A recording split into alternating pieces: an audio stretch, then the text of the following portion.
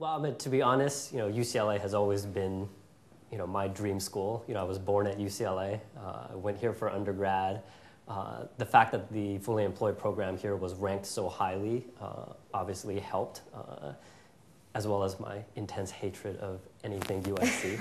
But not to say Marshall is not a good school, because it is, and I have a lot of friends that go there. But Anderson is just, being on this campus, knowing and working with some of the faculty, even while here as an undergraduate, I knew the caliber of faculty that was here, and also the fact that I knew there would be a lot of case studies and group work. Being in management, it's all about learning to work with people, and I wanted to have that same opportunity here. So I think those factors were the main reasons. I looked at a few other schools that also had part-time programs, but they were either on the Midwest or on the East Coast. And I'm kind of a California guy. You can't beat the weather here and get a top-notch degree at the same time. So I think UCLA Anderson was definitely the right choice for me. Yeah, it's a little bit different for me. I didn't really look at any other schools besides UCLA. For me, it was really considering, do I stay in Los Angeles and do a part-time program and allow myself to pursue other interests, like also going to culinary school, or do I apply to a full-time program elsewhere? So I was really interested in UCLA for the reason I mentioned earlier, that I'd come across campus and it just struck me.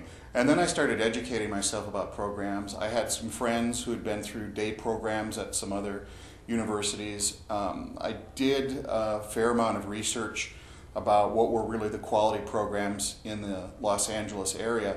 And I was also very concerned when I made my choice about whether the FEMBA program would really be of the same stature and quality. Would it be as rewarding as the day school? Because without naming any names, talking to friends who've done day programs, there are some programs out there, some schools out there, well-renowned schools, but if you're in the night program, it's adjunct faculty, it's not the same program, it's not the same faculty. And one thing about Anderson is very, very strongly through the actions of the dean and the faculty, the FEMBA program is really every bit the equivalent of the day program. So that was number one for me. Number two, I took the GMAT. I was pleasantly surprised. I realized I had a lot of choices. I even considered some day programs, or even changing coasts and going to a different day program. And the problem was, is where I am in my career, is I just looked at the area under the income curve, under any reasonable expectation. I said, no, the night weekend program is really the only rational thing for me.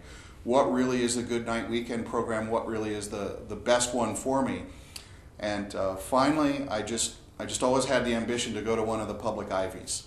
I have a bias towards public schools. I really prefer to go to a school that does not ask you, did your parents go to the school on the application? And I looked at a few applications, and I had that, and it honestly, it turned me off a little bit. I like about Anderson is you earn your way in, you work your way out. do you guys think we missed out on anything by not doing the full-time program? No, I don't think so. I think we're, like John mentioned, we're have access to all the same clubs. We have access to all the same faculty. Like you, I also left work halfway through the program, and I was able to take a few classes with the full-time class, and partake in some of the lunchtime activities that they have. So I think we're included. The school's definitely been getting a lot better at organizing events that are both FEMBA and full-time friendly. So, the two classes can intermingle and increase our networking. So yeah, because I think you and I were able to take a lot of classes in the full-time program after we left our jobs as well. And that was pretty easy just to, there were similar classes anyways, but yeah, it was nice to kind of meet other friends too outside of the FEMBA program. So. My experience with keeping the job was, I honestly feel I was left out to extent because I wasn't able to attend a a lot of the things because I'm working maybe 30 miles away, maybe 40, and living 40 miles away. So you can join the clubs. If you can get the time out of your day and you can make the effort, you can come down because a lot of the events are at lunchtime or a lot of the events are in early evening. I would say more than the difference between day and FEMBA is the difference between how long your commute is. Yeah. And at 40 miles, and we have people who commute in from San Diego, I think, in my section, it is difficult to attend those. So I would say more so than the program you're in, it's the radius of how far you live from campus.